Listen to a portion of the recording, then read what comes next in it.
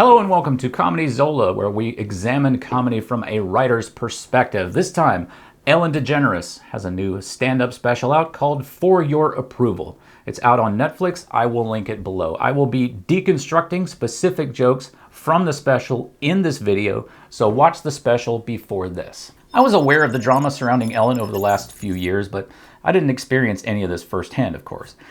But it sounds like Ellen has been kinda not fun to be around, and over time her attitude caught up with her. And the best evidence for this is that she herself says that she was mean and that she got kicked out. You can't be mean and be in show business. No, they'll kick you out. Straight away, we should recognize that just about all of entertainment, including Netflix, is owned by private equity tech bros whose only morality is shareholder profits. These people are not artists, they are capitalists. So if Ellen's career is over, in my view, it can only be because she's not delivering profits. It cannot be because she's being mean to people and the tech bros are cutting her loose because that's wrong. I mean, if she was firing live puppies out of a giant cannon, they would put that on air as long as it meant shareholder profits. On the other hand, I've worked with some very famous people, and I think that there are some parts of it that are not fun at all and harder for women than men. Ellen touches on those things, and they are true, but they feel a little tangential coming from her under the circumstances. It probably didn't help that her on-screen persona was that of someone who was super warm, caring, and liked to dance her troubles away. I imagine it would chafe a bit if someone happily danced off stage and then screamed at you backstage for daring to make eye contact or something. And that thought has occurred to Ellen herself as well, which we'll talk about in a bit. Before we start, that's where we are with Ellen, but I also want to remember, with respect, that Ellen was a very public figure who came out as gay almost 30 years ago. It's a fraught thing, to be sure, and I am by no means the right person to talk about what it's like to be a famous lesbian, but I think there are probably a lot of gay people out there who remember her coming out and how it impacted them. But she's also done some pretty shitty things in the intervening years as part of her show, so she's a complicated figure. What's not complicated is how this show is supported. Some very fine people support me via Patreon. I can't thank them enough. If you'd like to support the show, get ad-free videos, patron-only hangouts, bonus content, recognition on the Discord, give it a look. We open the show with a kind of retrospective. We see Ellen remembering her success as a stand-up in the 90s.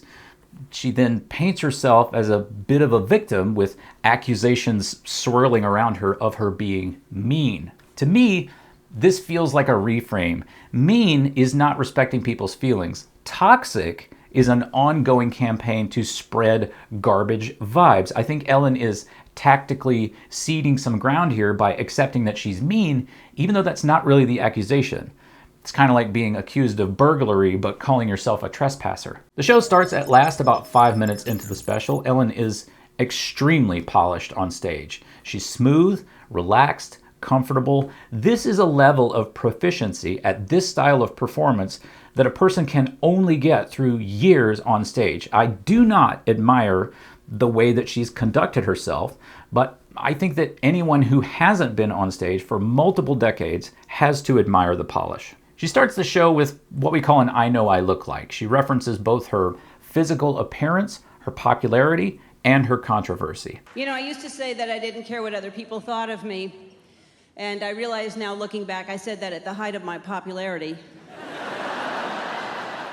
An I know I look like is a classic stand-up technique to gain rapport with the audience by agreeing on some basic facts. In this case, the facts of all the context above. You and I will probably never be in a situation where we need to address public controversy, but starting the show with an I know I look like style chunk is a good idea regardless, especially if there is anything significant about the circumstances of the show. If you look remarkable, you talk in some remarkable way, if there's a loud siren going off next door, etc., you can gain rapport by calling it out accurately and being a little funny about it. The jokes in the beginning are very light, observational style stuff about daily embarrassments, like this one. We can pretend we don't care what people think, but all it takes is trying to parallel park in front of a crowded outdoor cafe.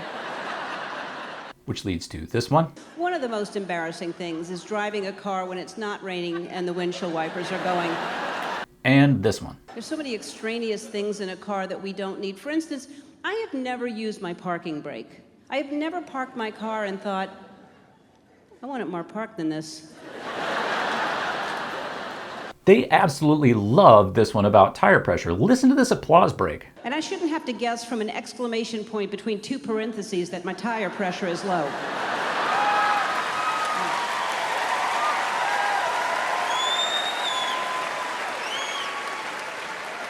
I think this is a great example of someone who knows their audience very well and writes material that works well for them. She does a little material about what it's like to own chickens. Note how this one is a laugh, but turns into more of an applause break or clapter. It's kind of a fan service moment in a way. I have a bench in there and I go sit there and they sit on my lap and I pet them and they fall asleep and they give me an egg every day. They lay an egg every day. And as someone who once hosted a daily talk show, I can really appreciate that. Yeah. About 10 minutes in, Ellen takes on her reputation and controversy.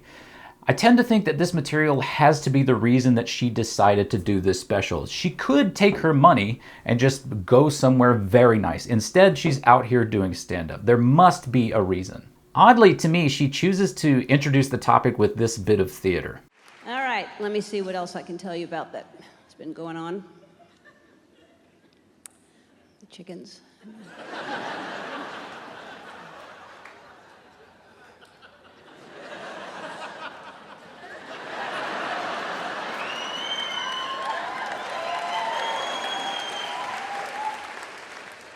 Oh yeah, I got kicked out of show business.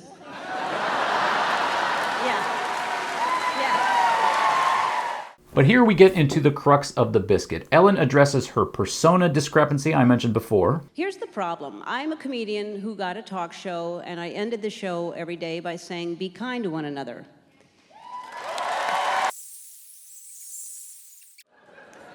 Had I ended my show by saying, go f*** yourselves,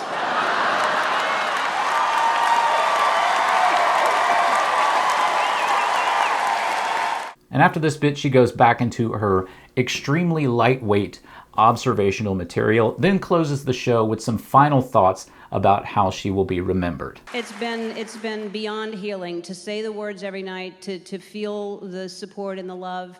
And so I'm so glad I got to do this. I'm so glad I got to say goodbye on my terms, and I can't thank you enough. This strikes me as the kind of thought that is only going to work in front of exactly this crowd. People who know you superficially as a famous person.